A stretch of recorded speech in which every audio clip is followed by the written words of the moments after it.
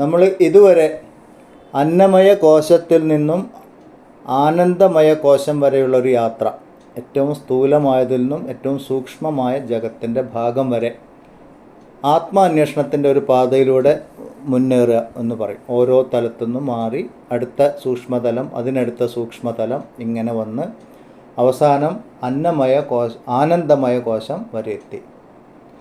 ആനന്ദമയ കോശത്തിന് ആത്മാവായിട്ടിരിക്കുന്നത് ബ്രഹ്മമാകുന്നു എന്ന് പറഞ്ഞു.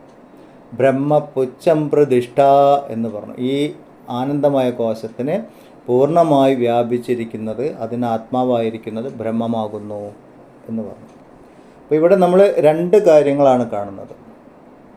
ഇതിന് ആത്മാവായിരിക്കുന്നത് എന്ന് പറയുമ്പോൾ ഒന്ന് ശരീരവും ഒന്ന് ആത്മാവും. ഇങ്ങനെയാണ് ജനറലായിട്ട് നമ്മൾ പൊതുവായിട്ട് നമ്മൾ മനസ്സിലാക്കി വച്ചിരിക്കുന്നത് ദേഹവും ദേഹത്തിലെ ആത്മാവും എന്ന വിധത്തിലാണ്. ഈ ഭിന്നത്വമാണ് നമ്മളുടെ എല്ലാ പ്രശ്നങ്ങൾക്കും കാരണം. അപ്പോൾ ഇവിടെ നമ്മൾ തിരിച്ച് ചിന്തിക്കുകയാണ്. ദേഹവും ആത്മാവും തമ്മിലുള്ള ബന്ധം എന്താണ്? എന്തുകൊണ്ടാണ് ജീവന് പകരം ഇവിടെ ആത്മാവ് എന്ന് പറയാൻ കാരണം? ആനന്ദം അതിൻ്റെ ആത്മാവാകുന്നു. ഇതിൻ്റെ മുമ്പൊക്കെ നോക്കിയാൽ നമ്മൾ ആത്മാവ്, ജീവൻ എന്ന് പറയേണ്ടിടത്തൊക്കെ ആത്മാവ് എന്നാണ് പറഞ്ഞിരിക്കുന്നത്. ആത്മാ എന്ന വാക്കിൻ്റെ അർത്ഥം എങ്ങും നിറഞ്ഞിരിക്കുന്നത് എന്നാണ്. ഇപ്പം എൻ്റെ ആത്മാവ് എന്ന് പറഞ്ഞാൽ എന്നിൽ നിറഞ്ഞിരിക്കുന്ന, എൻ്റെ സത്തായിരിക്കുന്നത് എന്താണോ അത്.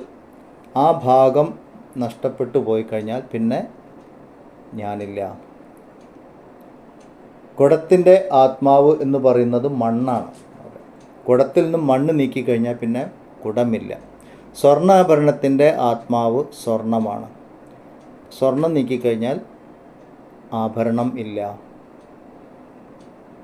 അപ്പോൾ ഈ പറയുന്ന ഓരോ ശരീരത്തിലും, അവിടെ നമ്മൾ സ്വർണം ആത്മാവും ആഭരണം ശരീരവുമാണ് എന്ന് പറഞ്ഞതുപോലെ ഇവിടെ പറയാൻ കാരണം, ആദ്യം തന്നെ അന്നമയ കോശം പറഞ്ഞു.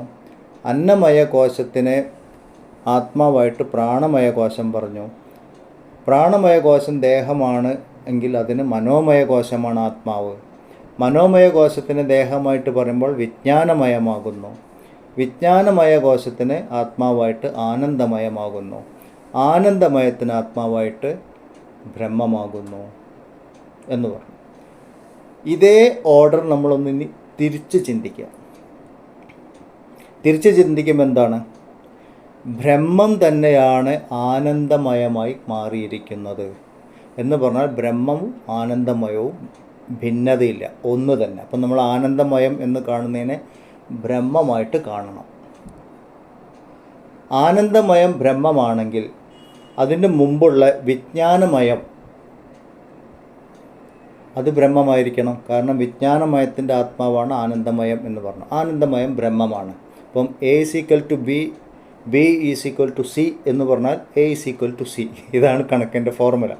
എന്ന് പറഞ്ഞതുപോലെ ആനന്ദമയം ബ്രഹ്മമാണ് എങ്കിൽ ഈ ബ്രഹ്മം തന്നെയാണ് ആനന്ദമയം മാറിയത്. ആനന്ദമയം തന്നെയാണ് വിജ്ഞാനമയമായിട്ട് മാറിയത്. അപ്പോൾ വിജ്ഞാനമയം എന്തായി? ബ്രഹ്മമായി. ബ്രഹ്മമായി നമുക്ക് ബോധിക്കണം, അതിന് വേണ്ടിയിട്ടാണ് പറയുന്നത്. വിജ്ഞാനമയം ബ്രഹ്മമാണെങ്കിൽ വിജ്ഞാനമയം എന്തൊന്നിൻ്റെ ആത്മാവാണോ? മനോമയത്തിൻ്റെ ആത്മാവാണ്. മനോമയം ബ്രഹ്മമായി. ഇങ്ങനെ തിരിച്ചു വരികയാണെങ്കിൽ മനോമയം ബ്രഹ്മമാണെങ്കിൽ മനോമയം എന്തിൻ്റെ ആത്മാവാണോ? പ്രാണമയത്തിൻ്റെ ആത്മാവാണ്. പ്രാണമയം ബ്രഹ്മമാകുന്നു. പ്രാണമയം ബ്രഹ്മമാണെങ്കിൽ പ്രാണമയം എന്തിൻ്റെ ആത്മാവാണ്? അന്നമയത്തിൻ്റെ. അന്നമയം ബ്രഹ്മമാകുന്നു. അന്നമയമായിട്ട് വ്യഷ്ടി രൂപത്തിൽ നമ്മൾ കാണുന്ന ഈ ദേഹവും സമഷ്ടിയായി കാണുന്ന ഈ ജഗത്തും ബ്രഹ്മമാകുന്നു എന്ന് പൂർണ്ണമായിട്ട് പറഞ്ഞു. കാണുന്നതെല്ലാം ബ്രഹ്മമയം, ബ്രഹ്മം നിറഞ്ഞിരിക്കുന്നു. ബ്രഹ്മത്തിനെയാണ് ജഗത്തായിട്ട് കാണുന്നത് ഇങ്ങനെ പറഞ്ഞു. പക്ഷേ ഇവിടെ ഒരു പ്രശ്നം വരുന്നത് എന്താ പറഞ്ഞാൽ, നമ്മൾ കാണുമ്പോൾ ഉള്ള വസ്തുവും ബ്രഹ്മത്തിൻ്റെ ലക്ഷണങ്ങളും, ഈ ലക്ഷണങ്ങൾ തമ്മിൽ ചേരുന്നില്ല. ബ്രഹ്മം എപ്പോഴും ഉള്ളതും ജഗത്ത് എപ്പോഴും ഇല്ലാത്തതുമാണ്. അപ്പോൾ അതുകൊണ്ട് ആദ്യം എന്ത് ചെയ്തു? ഓരോ കോശത്തിനെ നിരാകരിച്ചു കൊണ്ടുപോയി. ഇത് ബ്രഹ്മമല്ല, അന്നമയത്തിന് മാറ്റമുണ്ട്, അത് ബ്രഹ്മമല്ല, ഇങ്ങനെ നിരാകരിച്ചു പോയി. അപ്പോൾ ഈ കാണുന്ന ദേഹമാണ് ഞാൻ എന്ന് വിചാരിക്കുന്ന ഒരു വ്യക്തിയെ സംബന്ധിച്ചിടത്തോളം ഈ ഞാൻ എന്ന് പറയുന്ന 5 കാര്യത്തിനെയും മാറ്റി നിർത്തിക്കഴിഞ്ഞാൽ പിന്നെ ഒന്നുമില്ല, പിന്നെ ശൂന്യമാണ് എന്ന് പറയും, പിന്നെ ഒന്നുമില്ലല്ലോ എന്ന് പറയും. ഇവിടെ ഒരു വലിയ പ്രശ്നമുണ്ട്.